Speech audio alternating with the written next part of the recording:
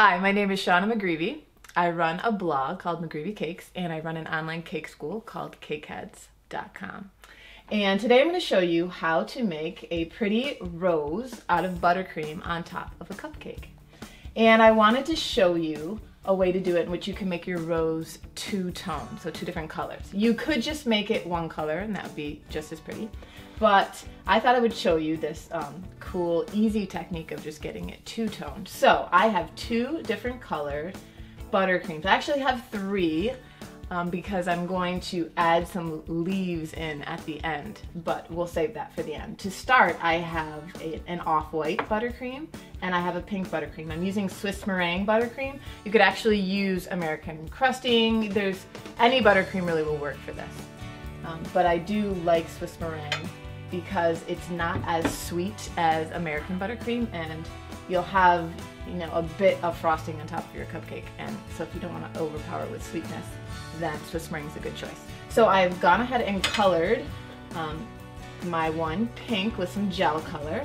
I've got my green gel color for my green for my leaves later. And now we have a pastry bag that we're going to need to fill, and you need a special tip. This one is the Wilton 127 tip, and it is basically a petal tip. And you can see that the bottom is a little thicker than the top. It kind of tapers up at the top, and this is the tip we're going to use in order to create our rose. So I also have a nice tall vase. A tall glass will work as well, and this just helps you to fill your bag easily. So I'm going to put my bag right on top. Oh, also, you might have to snip the top of your bag in order to fit this size tip in your bag, because it's a little bit bigger than some of the smaller tips that will just go right in. So I've snipped my tip so that it's perfect size. I've snipped the tip of my bag so it's the perfect size for my decorating tip. And I'm just going to drop it right in there. And then I'm going to take my offset spatula and I'm going to start with the color that I just want to be my accent color on the rose. So I'm going to take this pink and I'm just going to stripe the bag, we call it. And that is just kind of added on one side of the bag, going down towards the tip and keeping it on just the one side of the bag. If you wanted to, you could do this side of the bag and then do the opposite side of the bag as well, so that you could have two kind of stripes in your creation at the end. But I'm just going to do the one side because I think that will be pretty. Okay, so I have striped the bag with the pink, and then I'm going to take my off-white and I'm just going to fill the rest of the bag with the off-white. So you can see how this glass vase helps me, this nice tall vase, doesn't have to be glass, but because it's tall, it helps me to just get my buttercream in there nice and easily without having to hold it in my hand and kind of jumble it all in there and make a big mess. Okay, so we've got that in there, both of our colors. I'm going to take the bag out and we're going to twist the top while pushing down the buttercream. Now, we don't want air pockets, but there may be some air pockets that will just have to be worked out as we go, and that's okay.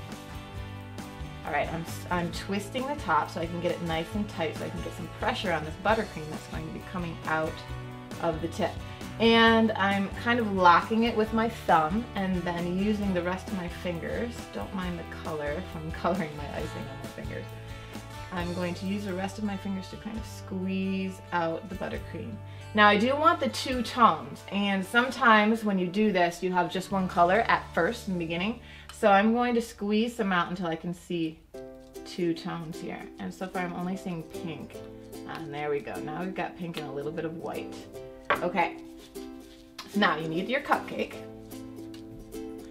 and I'm going to start in the middle. I'm going to start with the wide end of the tip down, and I'm going to make a little center. I'm just going to kind of twirl it while applying gentle pressure on my bag at the top here while also holding it closed. And another thing is you don't want to fill your bag up too much because then it'll be very hard to push to apply that pressure with one hand. So this is a good amount to fill your bag. And I'm just going to, in the center, start squeezing and turning my cupcake and just creating a little closed center. Sometimes I just use my tip to kind of nudge it. We just want that to be closed. It doesn't have to be perfect, just so that it's not a big hole in the center. And that's just going to be the start of our rose. And then we're going to take our tip and we're going to start at one end and we're just going to bring it over around that center and let go. So you're applying pressure while the buttercream is going onto the cupcake, and then you let go of the pressure as you end. And I'm going to start in the middle of the last petal I did and swoop over to cover the next petal that I see. And I'm going to keep doing that. Start in the middle of the last petal and swoop over. And if you need to kind of clean your tip, you can do that. And I'm just going to keep doing that all the way around. I'm kind of keeping it closed in the beginning. You can see by kind of tilting it forward, the tip. And eventually, as we get out towards the end, I will stop tilting it forward so much. But it's just an even, gentle pressure. You want to try and keep it in the center of your cupcake, and sometimes you can actually just kind of tilt your cupcake a little bit to move it around a little bit if you need to. And as I'm going, I'm making the petals just a little bit bigger than I started off with. And you can see that pretty two-tone with the off-white down, and then the tips are a little bit pink. And I'm just going to keep going all the way around. And you can see there's a lot of icing on this cupcake now. They also have this same tip, only in a smaller version. And that will just mean that your rose will be a little bit shorter. So if you didn't want as much icing on your cupcake, you could use that tip. Now I'm going to adjust my bag by squeezing it a little bit. And finishing. Okay, so now you can see I'm kind of tilting, almost tilting my tip backwards a little bit so that we can open up the petals of this rose as we get towards the end here. So you can go all the way to the edge. Now for the end, I'm kind of going to open it up even more so that it's kind of tilting back on me, the petals. Here's the other thing. A lot of people complain about there being too much icing, and they say, oh, that looks so pretty, but look at all that icing. Here's the thing that we often forget. You don't have to actually eat all of that icing. You can take the cupcake, oh, it's so pretty, and you can tell whoever you've made the cupcake for, you don't have to eat all that icing. You can scrape some of it off and just eat the cupcake. But it's really for the beauty of the rose on top. But of course, there are many people who love icing, especially Swiss meringue, and would like to eat it all. So you can absolutely do that too. All right, so you could just leave your cupcake that way, or you can add some petals around the edges. Now I actually have this small tip. It's a number 67. It is a leaf.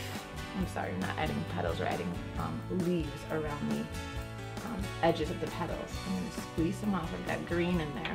And these are just little leaves. I'm just going to kind of right on the edge there, squeeze and pull out. Squeeze and then let it droop a little bit. And it just forms these little leaves. You could do this all the way around and have pretty little leaf border around your rose. Or you could just do it in certain spots, whatever you think looks pretty. And don't touch your icing after you've piped it on there, or you're going to mess it up. And there you have a pretty rose cupcake. And that's it. You could do any color you want, two-tone. You could leave it all one tone, and you have a beautiful display. Imagine if you had 12 of those and you brought them to a party. You'd probably get a lot of oohs and ahs. And that's it.